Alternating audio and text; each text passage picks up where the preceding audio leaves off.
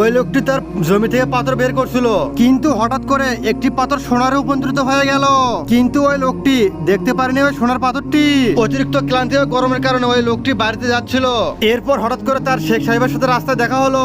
আরে রাজু, ওই নষ্ট জমিতে আর কতদিন কাজ করবি তুই? ওটা তো আর নষ্ট জমি, ওটা তো কোনো ফসল হবে না। তাহলে ওই জমিটা আমার কাছে বিক্রি করে দে তুই। আরে না শেখ সাহেব, ওই জমিটা বিক্রি করলে আমার বউ বাচ্চাদের আমি কি খাওয়াবো? একদিন না একদিন ওই জমিতে আমার ফসল ফলাতে হবে আমার। এটা বলে সে সেখান থেকে চলে যায়। আর একটি দোকানে এসে বলে, ভাই আজকে অনেক গরম, আমাকে ঠান্ডা খেতে দেন আপনি। আরে ঠান্ডা খাওয়াবো পরে, আমার আগে বাকি টাকা দিয়ে দাও তুমি। আরে ভাইজান, এখন আমার হাতের অবস্থা ভালো না। আল্লাহর রহমতে কিছুদিন পর আমি আমার জমিতে ফসল ফলাবো, আর সে ফসল কেটের পর আমি আপনার টাকা শোধ করে দেবো। আচ্ছা ভাইজান, ওসব বাহানা এখন চলবে না বলে সে তার কাজের কোদালটি নিয়ে নেয়। তার এই যে শালা, এখান থেকে তুই এখন বেরিয়ে যা। আসসালামু আলাইকুম ভাইজান। ওয়ালাইকুম আসসালাম ভাইজান। ওই দোকানদার আমার উপর রাগ করে আমার কাজের জিনিস নিয়ে নিছে, জিনিসটা নিয়ে নিছে।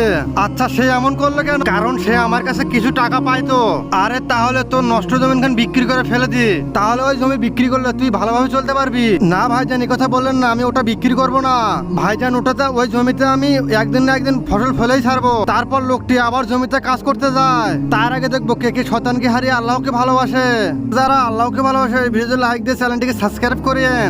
আর যারা শয়তানকে ভালোবাসে তাদের কোনো কিছু করার দরকার নেই। তারপর এসে তো তার সোনার পাথর দেখতে পাইছে। আরে আল্লাহ, তোমার কাছে লাখ লাখ শুকরিয়া, আমি আমার কাজের ফল পেয়েছি। আল্লাহ